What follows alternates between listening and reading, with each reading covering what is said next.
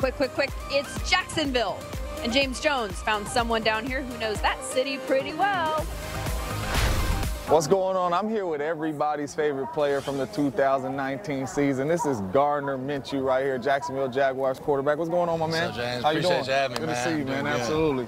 So first off, you're here with Snickers. Talk to us a little bit about that. Yeah, so I'm out here with Snickers. I was fortunate enough to win their Hungriest Player of the Year. Super fired up about that. Appreciate all the fans that voted for me. You know, that's a big part of that deal.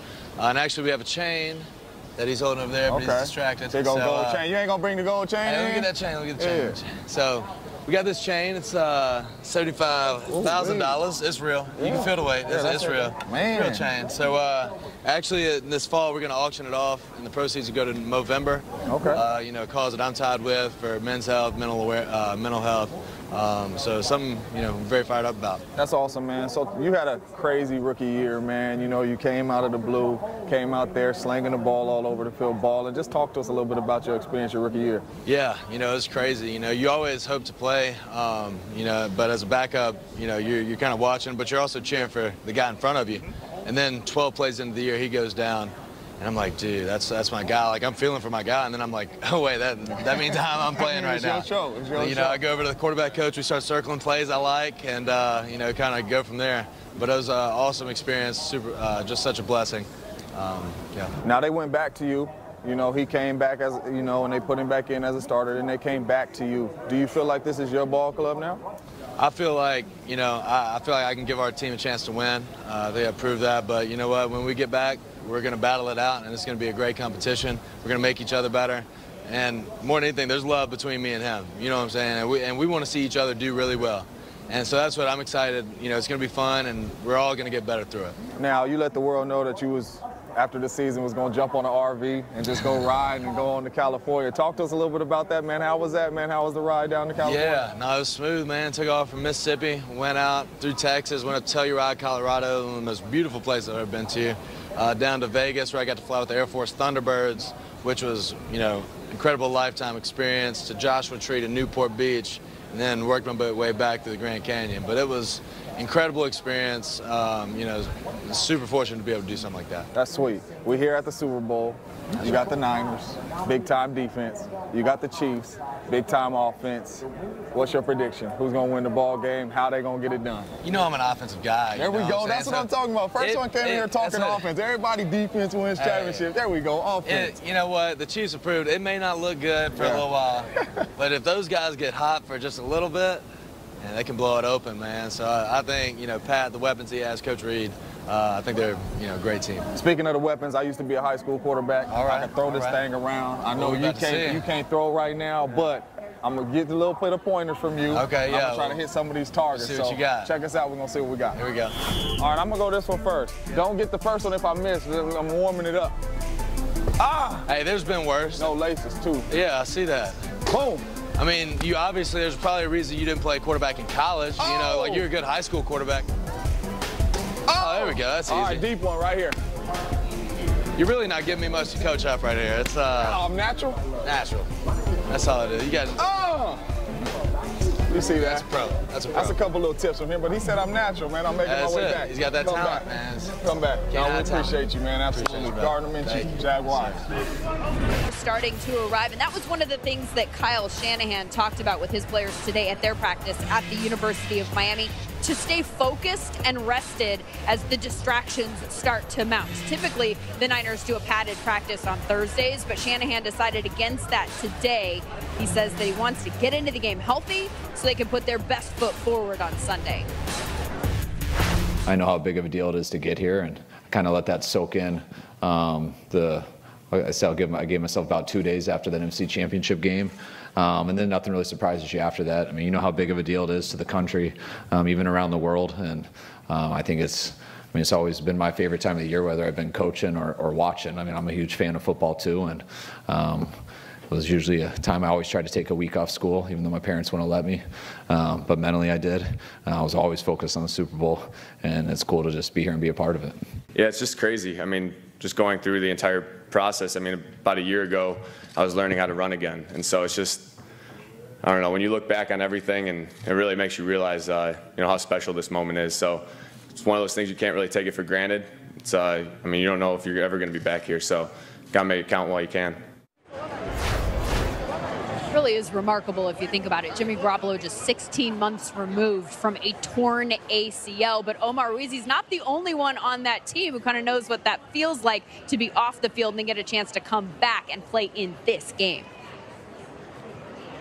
Lindsey Emmanuel Sanders is 13 months removed from a torn Achilles. He reflected back with me on that process a little earlier today, crawling up the stairs with a torn Achilles, that tightrope surgery at this point, getting back to the Super Bowl. It was all worth it. This is his third Super Bowl, like Richard Sherman. And like Sherman, he's won one and lost one. And like Richard Sherman, he's overcome a torn Achilles, something they bonded over even before they were 49ers teammates. Yeah, me and Sherm, they actually came out to Denver and practiced against San Francisco, and so we had the opportunity to chop it up, and we exchanged numbers, and you know, and he started telling me things to do with my Achilles and how to really get over the hump, and so he definitely helped me out. Sanders also told me that even though this is his third Super Bowl, he still expects to be nervous heading into the game, but that nervous energy will help lock him in. He'll be ready to go on Sunday night. Thank you, Omar. A lot of talk this week about the Niners defense and the approach that they should take against this prolific Chiefs offense. One team that did have some success against the Chiefs this year, and specifically against Mahomes, was the Lions in Week 4. He threw the ball 42 times against them, didn't have a single touchdown pass, and he saw a lot of man coverage. 33 of his 47 dropbacks. They counted most of their 11. They countered most of their 11 personnel plays with the dime package, or 6 DBs, and they went nickel on a majority of their 2 tight plays. So I ask you, Willie McGinnis, is any of that relevant for the Niners this week? I would say absolutely not, because it's a different defense. And first of all, what Matt Patricia has been doing as a D coordinator and his experience and his ability to go in and out of different defensive packages, position or team or whatever specific, is something he's been doing for a long time. The 49ers have not been doing that. So you can't really do that. They play a certain defense. They play it better than anybody in the league. They're one of the best at doing it. I don't recommend trying to change things in a week just because you see another team have success in it. Yeah, go ahead, dude. No, go ahead, yeah. I would echo exactly what you said. I think that if Robert Saleh comes in and tries to play something that he hasn't played before, that would be a recipe for disaster, in my opinion. So, yeah, if you want to come in and try and change it up, and you want to play a type of man coverage, and you could say maybe the best pass defense against a team like this would be 2-man, right. 2 deep safeties over the top, man underneath. But that makes you susceptible to the run from the quarterback, from the running backs, crossing routes, pick plays. A lot of different things come into that, and that's not what you do. No, it's not what you do. And then to your point, the plays that you're going to run or the new plays that you're going to incorporate is something that's been in your playbook. When we played the Philadelphia Eagles in 2004 in the Super Bowl, that new defense they saw wasn't new to us. We already had it in our playbook. Right. We've ran it before, didn't run it a lot. We thought it would be a great changeup because they hadn't seen it in a long time. So you don't want to confuse your players. You don't want them thinking and guessing and not reacting. So they're going to stick to what they do best. There may be some twists, and they may have a little bit of changeup, but they're not going to put, I hope, they don't put their defense in a bad situation. Can the Chiefs force them into man with RPOs or anything like that? I think that they can force them to maybe try and change up some things and do some wrinkles. The biggest key is if they're going to come out and play their zone front or their zone back end and play their rush 4, which they like to do, San Francisco 49ers, Mahomes has to be really efficient. He's been holding onto the ball for a long time, and he's been making big plays down the field. Can you do that? I was actually talking to Russell Wilson, which we'll see a little bit later. Can you do that against the 49ers? Can you hang on to the ball and let these guys buy time? If you are forced to play man coverage, this is the problem. You get guys running across the field and you end up losing guys, and then you can blow coverages if they get in tight bunch situations. It's just really difficult, especially if you haven't done it. The good thing about Andy Reid is, I'm glad you said that, his formations, his shifts and motions make you identify if you're in zone or if you're in man. So you'll know right away. That's telling Pat Mahomes what they're in. If you don't travel, if you don't run with guys, they know they're in zone. If they do, they're in man. And they know the plays to go to off of that. And he's such a smart quarterback, and he has so many weapons to get the ball to, especially in the passing game. But are those weapons in the passing game the ones who are going to make the biggest impact on this game? James Jones, how do you see this one going from a receiving standpoint? Well, I can't really hear you, Lens, over here, but I got the top 5 receivers over here that I think is going to have a huge impact in this game. And number 5, I'm starting off with the San Francisco 49ers, and that's Emmanuel Sanders. Listen, to me, if Jimmy G throws this football more than 8 times, it's going to have to come out of his hands quick. Emmanuel Sanders is explosive off the line of scrimmage. He can get open very quick, and he can get some yak and make some big plays down the field with his legs. So at number 5, I am taking Emmanuel Sanders. At number 4, I know everybody is going to be looking like, man, he has lost his mind, but I haven't. Every time we turn on the tape, we're talking about how the Niners need to stop Tyreek Hill. So you think that's what they're probably going to try to take away. So I put Tyreek Hill at 4 because he is going to be seeing a lot of attention because they are not going to let him get these explosive plays down the field. Now, he's been coached by the best coach in the world in Keith Williams. So I'm going to give him a little credit. I'll put him on there at 4. Number 3. George Kittle. Listen, it doesn't matter who is on him. It doesn't matter if it's a linebacker. It doesn't matter if it's a safety.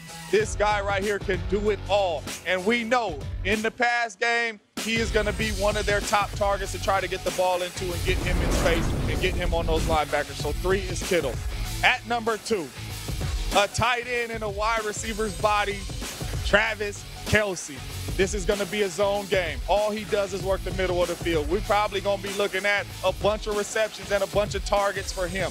And if you put a linebacker on him, a safety on him, it's problems because he can get off the line of scrimmage the way he is able to move in his body. And number 1, big dog, Deebo Samuel. Listen, Kyle Shanahan is over there right now putting together this game plan, and he is saying to himself, I cannot get the ball to Deebo Samuels enough. When we come into this game, he has to touch the ball 20 to 25 times in this game, whether it's catching, whether it's running, whatever it may be, but the ball has to be in his hands. When he gets the ball in his hands, he is a running back. He is hard to bring down, and he is special because you can move him all over the field, outside, inside, in the backfield. It doesn't matter. I got Deebo at number 1. Thank you, JJ.